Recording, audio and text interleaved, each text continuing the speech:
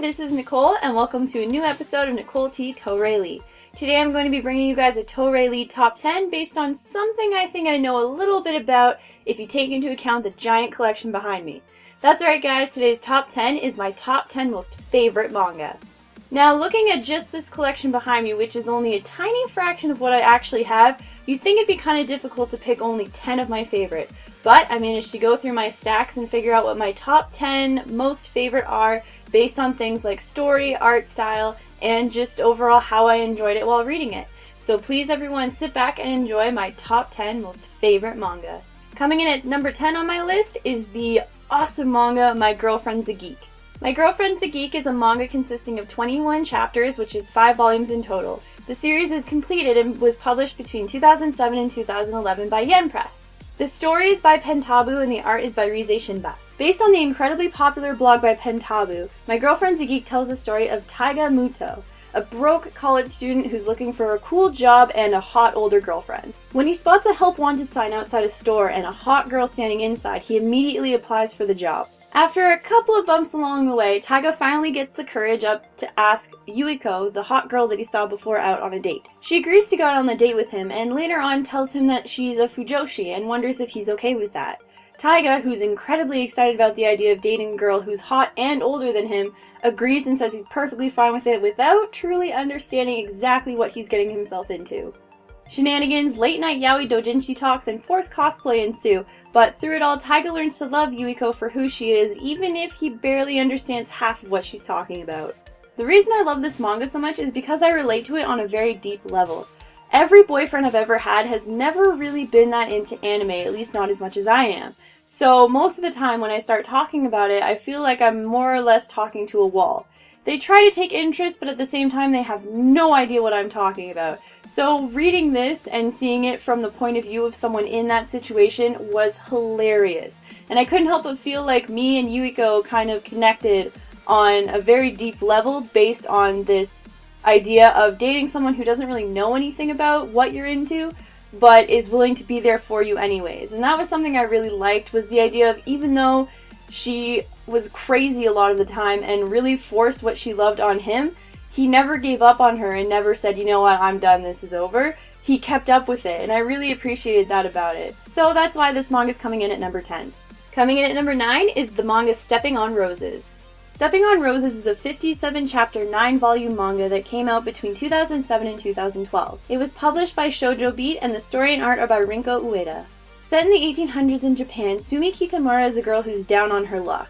Her gambling-addicted brother keeps bringing home orphans for her to take care of and keeps gambling away her hard-earned money to try and win more money, but just ends up losing all of it. When Sumi's financial situation hits an all-time low and she finds herself desperate for help, a mysterious man named Soichiro Ashida approaches her with a very bizarre proposition.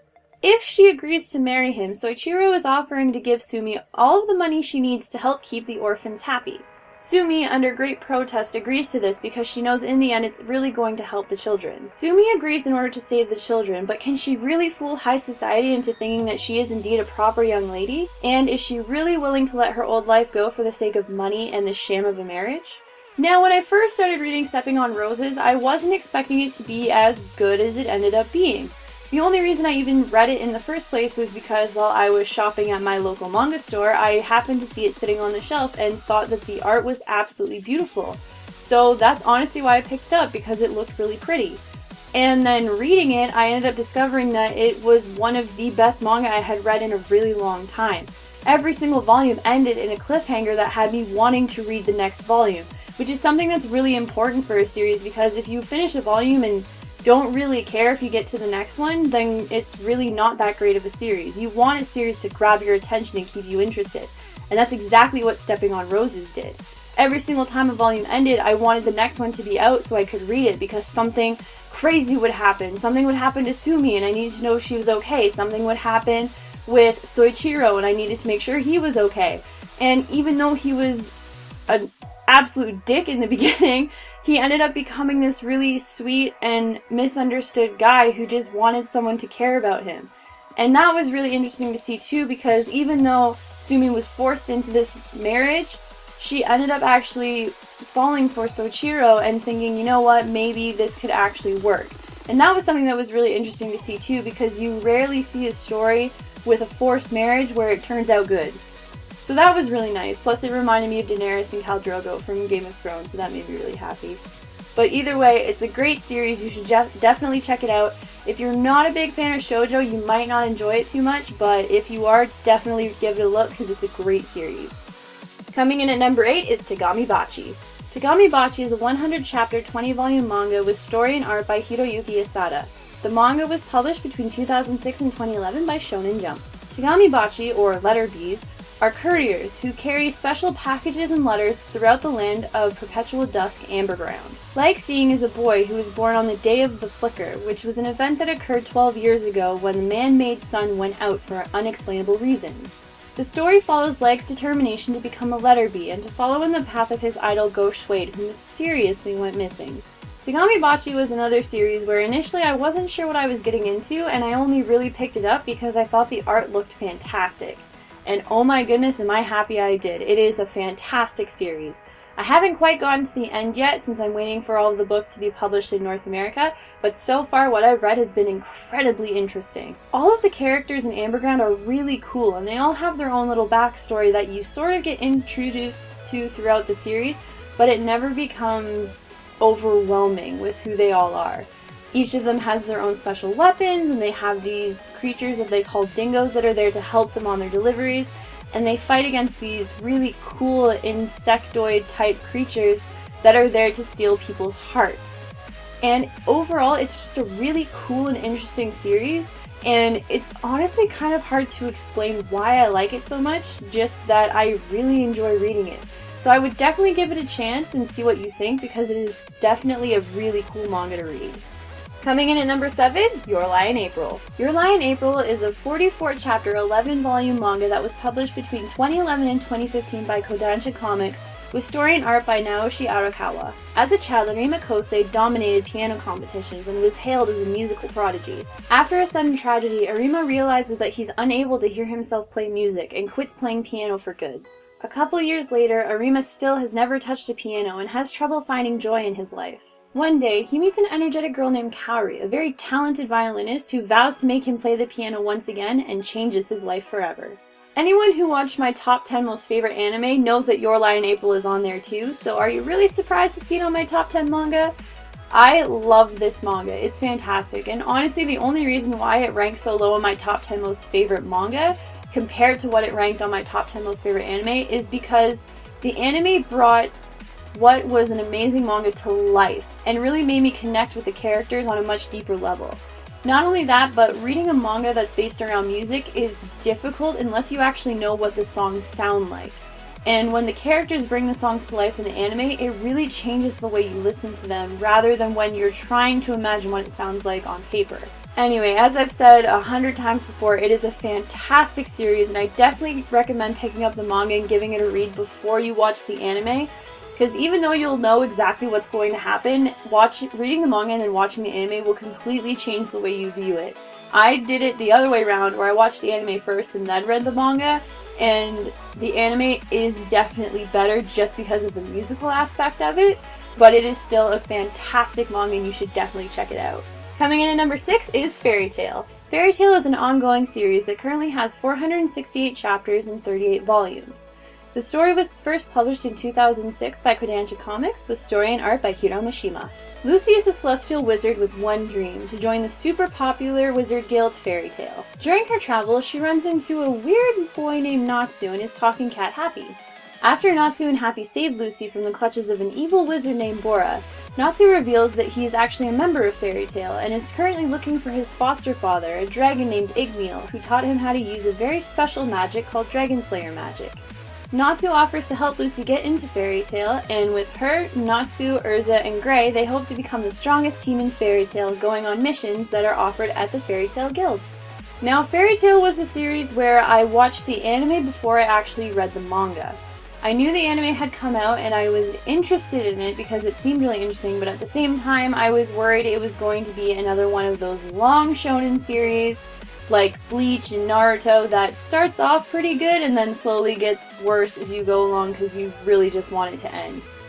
But Fairy Tail isn't like that, and that's the one thing I really, really admire about it. It's a series where even the fillers in the anime were good, which never happens, and the manga is spectacular. One of the reasons I didn't initially want to read it was because the art reminded me a lot of One Piece, and I wasn't a big fan of the art style in One Piece. And of course I ended up finding out that was because Hiro Mishima and the author of One Piece worked under the same sensei, and that's why they have similar styles. But overall I ended up giving it a shot because of how everyone kept saying how good it was. And I'm really happy I did, because it's a fantastic series. The story is really interesting, the characters are all fantastic. It's one of those weird series where you'll start off hating a character and then by the end of an arc you love them for whatever reason. That happened to me way too many times and I can't handle it. And that's just good writing, because you want to like these characters and you know the author wants you to like these characters. So when you write them in a way that makes you want to like them, it changes everything. And that's what I really liked about this series. So if you're looking for a long shonen series that's really good with really incredible characters, definitely check out Fairy Tail. Coming in at number 5, Black Butler. Black Butler is an ongoing series that currently has 111 chapters and 18 volumes. The series was published in 2006 by Yen Press with story and art by Yana Toboso. Set during the Victorian era in London, England, Ciel Phantomhive is the Earl of House Phantomhive and is trying to find the people who humiliated him and took away everything he's ever loved. Being unable to do so by himself, Ciel sells his soul to a demon he names Sebastian Michaelis, who begins working as his butler. Together, they work in the name of the Queen to help solve mysteries that threaten society as a whole and to bring dangerous criminals to justice. Before I start to explain why I like this manga so much, I need to get a quick little rant out of the way. And that is, I hate the anime of Black Butler. I hate it so much. Because the manga of Black Butler is so good and the anime did not do it any justice. In my personal opinion, I actually think that the anime of Black Butler is absolute trash. And I watched it with a friend because she really liked it. But throughout the whole thing, I just couldn't help but shake my head at it because of how much I didn't like it. They do fillers that shouldn't be there. They introduced filler characters that never existed in the series, but for some reason they threw in there for kicks and because it was funny. Or because it added more yaoi aspects to it. Because originally, yes, it was supposed to be a yaoi, but the author changed it because her editor told her that people would prefer it if it wasn't a yaoi or something along those lines. Which is fine, there's nothing wrong with that.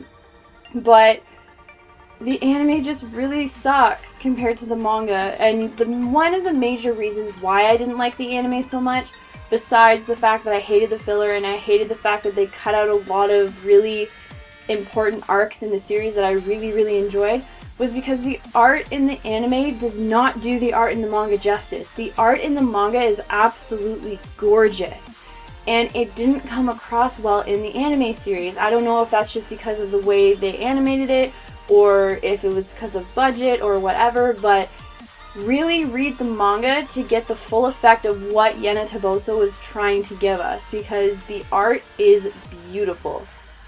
Anyways, that's all I really wanted to say about that. If you're going to enjoy the series, read the manga, and then if you really want to, watch the anime. But if you really want to enjoy this series, read the manga first, because it is amazing. Now, the reason why I really like this manga, besides the art, which I've already talked about and how much I love it, is because the stories are interesting. And the Victorian era in London, England is one of my favorite eras because I love the fashion, I love the intrigue and the mystery. Like, you got Jack the Ripper and like the Queen and like all that other stuff. And it's a really cool era to be in. So having stories that are based in that era, especially in London, England, are really interesting. And I love seeing the history of it there. The characters in the series are really cool.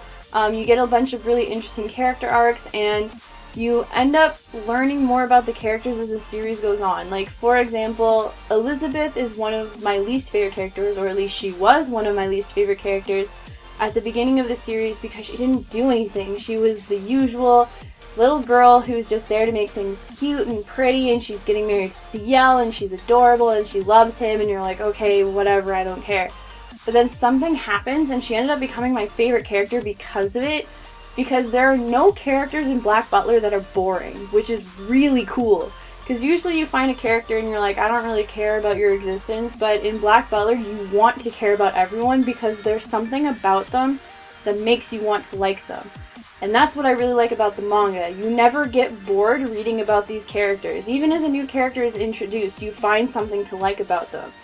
And that's why I love this series. So if you want to read a really cool mystery kind of thriller action manga, definitely check out Black Butler because it is fantastic. Coming in at number 4 is Fruits Basket.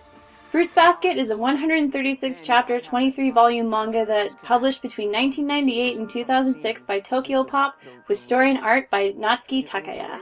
The story follows a young orphan girl named Toru Honda who up till now has been living in a tent in a forest ever since the death of her mother. When the most popular boy at school, Yuki Soma, realizes that she's been living in a tent in the forest behind his house, he offers to let her stay with him and 2 of his other family members, Shigure Soma and Kyo Soma. It's not long before Toru realizes that the Soma family actually have a very deep hidden secret. Some members of the family are possessed by the spirits of the Chinese zodiac, and when they get hugged by members of the opposite sex, they turn into that animal. As she learns more about the family and about the curse, she vows to help save the family and remove the curse, even at the cost of her own well-being. Over time, she starts to change the lives of the Soma family in more ways than one. Fruits Basket is one of those series where it was actually one of the first manga I ever fully completed, which is really exciting. It had 23 volumes overall, and I started collecting it back when it only had about 5 or 6 released, and it's a fantastic manga. It's absolutely beautiful. I started the series kind of like, oh, it's just your usual shoujo, it's going to be cute, she's going to end up with this guy, and this is going to happen. But so much happened in it that really threw me for a loop, especially when reading it at such a young age. I didn't really know where it was going a lot of the time, and there were twists and turns, and it was just a really overall well done manga. It's been critically acclaimed as one of the best shoujo manga ever written, which is kind of impressive, and it's a really great series with a really interesting idea. Every single one of the members of the Soma family all has their own backstory and things that they're dealing with, and it's really interesting to see how they handle being cursed, considering the fact that a lot of members of the Soma family consider the curse to be an omen of bad things, and those who are cursed get treated horribly by members of their own family, which is really sad and tragic, and it kind of makes you want Toru to find a way to save the family just because of what's all going on.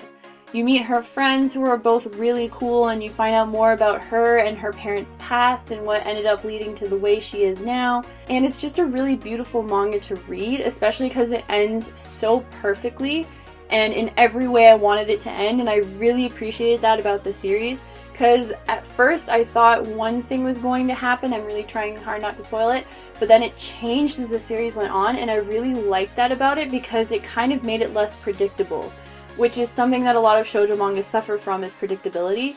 And Fruits Basket kind of made it less like that, and that's why I really enjoyed it. If you're going to watch the anime, definitely give it a shot because it is good. It just doesn't end the same way the manga does, because they did one of those things where the manga wasn't done yet, so they just kind of ended it when they had the chance. And it is a good anime to watch, just if you really want to enjoy the full spectrum of the series, read the manga to get the right ending, because the real ending is fantastic. And it's wonderful, and you're gonna love it. So definitely check out Fruits Basket, it's a fantastic series, and enjoy. Coming in at number 3, Owari Bito. Owari Bito is a 224 chapter, 23 volume manga that was published between 2009 and 2013 by Shonen Sunday, with story and art by Yuki Inuma. Can a liar lead a life of good? As a young boy, Utsuho's truthfulness leads to a tragedy involving his family, leaving him orphaned and causing him to decide to never tell the truth ever again. Raised in a village of orphans by a monk, Utsuho is a relentless troublemaker who likes to pull pranks on all of the people around him. The monk who raises him eventually convinces Utsuho to lead a life of good, but Utsuho refuses to do it honestly. Instead, he decides to use his talents for mischief and deception to prove that even a liar can lead a life of good. Owari Bito is one of those manga that desperately needs an anime, and I have no idea if they're ever going to make one, but they really should because it's a fantastic series. The reason I picked it up was, again, because of the art, which is pretty much why I pick up every manga I read. And honestly, it just made me smile. Utsuho is one of those characters.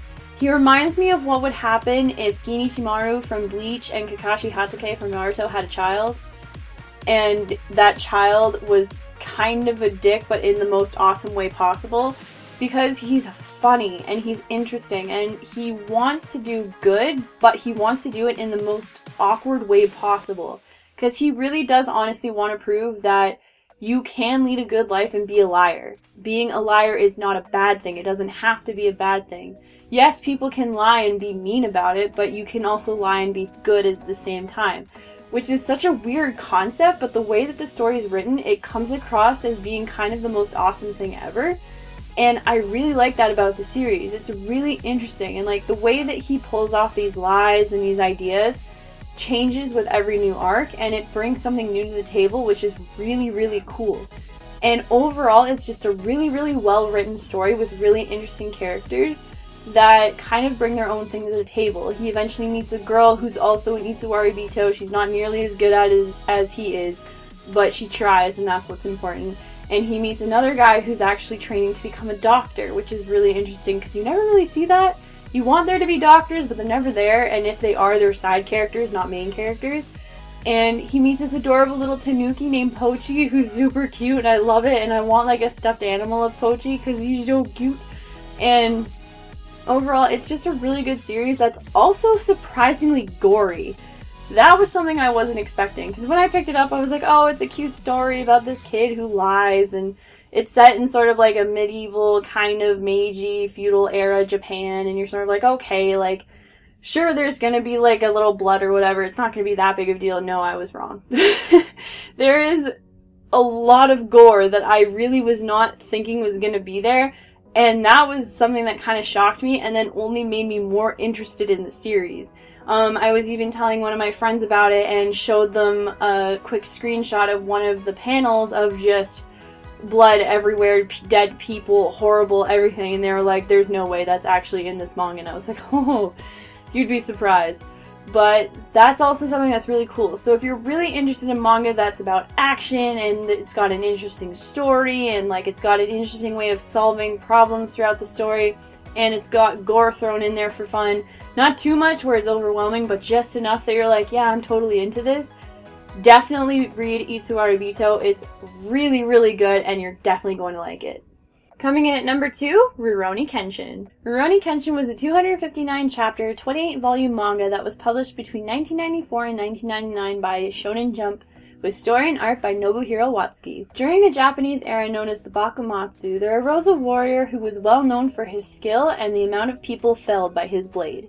This warrior was given the name Batosai the Manslayer, and at the end of the Bakumatsu era and the beginning of the Meiji era, he suddenly vanished, leaving his name to become no more than a legend. 10 years later, a young woman named Kaoru's life is changed forever when a wandering samurai named Kenshin helps save her dojo. The two become close and meet new friends as they continue their travels together. However, a man can only run away from his past for so long, and soon enough, old enemies of Kenshin start to stir up trouble. Now, Kenshin must fight with Kaoru, Yahiko, and Sanosuke without losing his sanity to the Batosai along the way. Surprise, surprise, one of my top 10 most favorite manga was also one of my top 10 most favorite anime. There you go, what can you do? I adore this manga, I adore this series as a whole, it is fantastic. I watched the anime first with what I could find of it, because it was way back in the day when finding anime was a lot more difficult than it is now. But I watched a little bit of it, and I immediately fell in love with it and the idea, because I love well-written samurai stories. I've said that before, and I will probably say it 1,000 times more as this continues on, but either way. So finding this series was really cool, and then I started reading the manga because it was easier to come by, and I got hooked. I love the characters, I love the story, I love the history behind it, because in every volume for the most part, or every time he introduces a new character, Watsuki gives a little bit of educational facts about who the character is based on and how he picked their design. And that was really cool because it kind of brought a little more to each character as you learn more about them. And I really liked that about it. And the story overall is just really, really good. You meet all of these characters that you might know of through history, and then you see how they're affected by Kenshin and his way of being Batosai, and you see like a relationship blossom and meet new people, and it's just really, really, really good. I definitely recommend picking it up and giving it a shot. reading it. It's only 28 volumes, so it's not too long considering it seems like it's going to be one of those really long shonen series. And it's a really great read with a really fantastic ending. I really liked it. It was incredibly predictable, but it wasn't bad in that kind of way. Like, you wanted it to happen the way it did, which was really nice. And overall, it's a great series, so definitely pick it up and give it a shot, because I definitely think you're going to like it. Alright guys, we're almost at number 1, but before we get there, I want to bring you guys 5 honorable mentions. Now, these are manga series that I do really enjoy, but they just weren't good enough to make it into the top 10. So for now, sit back and enjoy my 5 honorable mentions. Honorable mention number 1 goes to Magic Knight Rayearth. Magic Knight Rayearth is a fantastic fantasy series that's really good, and it was Clamp's first official series. So if you're a fan of Clamp and you're a fan of really pretty fantasy series, definitely check out Magic Knight Rayearth. Coming in at honorable mention number 2, Shugo Chara. Shugo Chara is a series done by the very famous duo Peach Pit and is a very pretty series to read. The art is very beautiful, the fashion is one of the things that I really liked about it, with a concept that is really cute.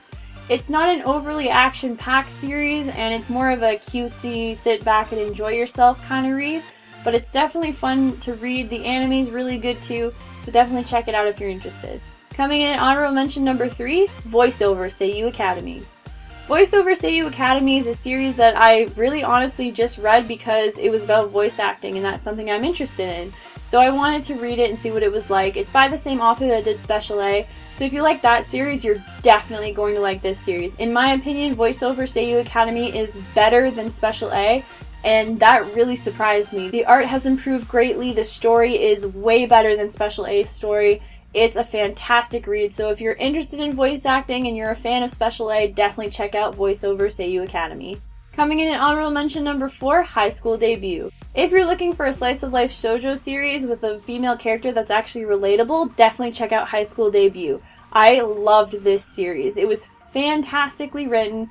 The main character was someone that I could actually relate to. She wasn't this cutesy little girl who thought was just like, oh, like, no one likes me, but I'm super pretty, so it doesn't matter. She's not all that cute. She has terrible fashion sense. She just kind of does what she wants. She wants to find a boyfriend, but she has no idea how to do it. And she's hilarious, and that's what I really liked about her. So definitely check out High School Debut. It's a very cute series. It's very relatable, and I think you're all going to like it. And coming in at number 5 for honorable mention is Boys Over Flowers. The classic series that came out way back in the day that is probably one of the longest shoujo series I've ever read, with easily over 200 chapters. Boys Over Flowers is a fantastic series. It does get a little long partway through, and you kind of just want it to end at certain points because you're like, where else could you possibly go with this? You've already covered every cliche in the book. Just let it end. But definitely stick with it because it is a really fun series.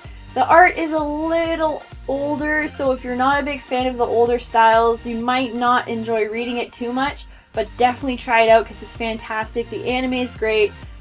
Almost all of the live action versions of it are great. Definitely give it a look. It's one of my favorite shoujo series, and you're definitely going to enjoy it. Alright everyone, that's it for the honorable mentions, so let's move on to the thing that everyone wants to know, my number 1 most favorite manga. Coming in at number 1 of my top 10 most favorite manga is Skip Beat. Skip Beat is a manga series that's ongoing and currently has 231 chapters and 39 volumes. It was published in 2002 by Shoujo Beat with art and story by Yoshiki Nakamura. Obsessed with her childhood friend and first love Shofua, Kyoko Mogami promises to always be there for him and to take care of him. When Sho decides to leave for Tokyo in order to pursue his dream of becoming a famous singer, Kyoko leaves her old life behind her in order to follow him. When Sho's dream is finally realized, Kyoko ends up learning the truth. All she ever was to Sho was a convenient maid. Enraged by his attitude about her, Kyoko leaves Sho and swears that she's going to get revenge on him by becoming more famous than he is in show business. She joins LME, the agency where Ren Saruga, Sho's biggest rival and the #1 actor at LME, works, in order to achieve her dream of crushing Sho's pride. Along the way, she discovers her amazing talent for acting, meets new friends, and gets into situations that will forever change her life and the lives of those around her. Oh, Skip Beat, Skip Beat, Skip Beat, Skip Beat, you are amazing. This was actually the series that ended up knocking Reiuni Kenshin off of the #1 spot that it had held for so long, mainly because of how good this series is. When I first saw it, it was actually at Anime North, and it was in a box set that had, I think, volumes 1 to 20 or something like that. And on the box, it actually said that it was the best shoujo since Fruits Basket. And initially, I didn't believe them until I actually read it, and I was like, they were not lying. This is the truth. This is probably one of the best shoujo series I've ever read. It is incredible. The art is beautiful. It's one of the main things that I love about it. And the story is so good. It's been going on for however long. It's up to 39 volumes now. I have up to volume 34, and every single time I read a volume, I freak out. I actually got to a point in the series where I had to put the book down and like scream into my pillow because I was so excited about what was happening, and it was overwhelming and I couldn't handle it. And I've never had to do that reading a manga before, so that was so weird for me, but also so amazing because it just goes to show how into the series I was and how much I was enjoying it. The characters are all interesting and fun, and they all have their own little quirks. Sho is afraid of people finding out what his real name is because he thinks it's embarrassing. Kyoko is one of the weirdest main female characters I've ever seen because she's not typically your pretty whatever character. She's tough and she's mean, and well, not in a bad way, but she's mean and she knows what she wants and she's going to do everything to go for it, but she's also the most generous person I've ever seen. She's obsessed with makeup because she's never been able to have it before, so wearing it makes her really excited because she thinks she looks fantastic, which is really funny to watch. And just the things that she does to get people to do what she wants and the way that she interacts with people is really, really entertaining. And at first you're like, how do people like her? And then you realize, oh, it's because she's the best thing ever. And it's really fun. And watching the way that the artist draws her when she's her normal self and when she's acting is really interesting because she only does a few subtle changes, but it changes the way you look at Kyoko and makes you think you're looking at someone else, which is exactly what you want to do when you're watching someone act. You want to look at them as someone else and not as the actor. And that was really cool, just to kind of look at and see the way they did that. And overall, it's a fantastic series. I definitely suggest checking it out. It's really, really fun to read. You never get bored while you're reading it. There's always something going on that kind of makes you go, are you serious? Who gets into these situations? Kyoko gets into these situations. And it's just really fun, and you want Kyoko to succeed so badly, and you're waiting for it to happen. The only thing about this series is I'm really concerned about how they're going to end it, because it's one of those series where you don't really know where it's going to go. You want it to keep going, but you also know that it has to come to an end eventually. We just don't know where that end is going to be. And that's a little concerning because an ending can make or break how good a manga is. You can enjoy a manga all through, and then if the ending is absolute trash, it ruins the series for you. So I'm really hoping it ends really well, because that'll just be like the cherry on top. But for now, I'm just going to say it's a fantastic series. Definitely check it out. It's wonderful. If you're really into shoujo, you're totally going to like this series because it is honestly one of the best shoujo I've ever read.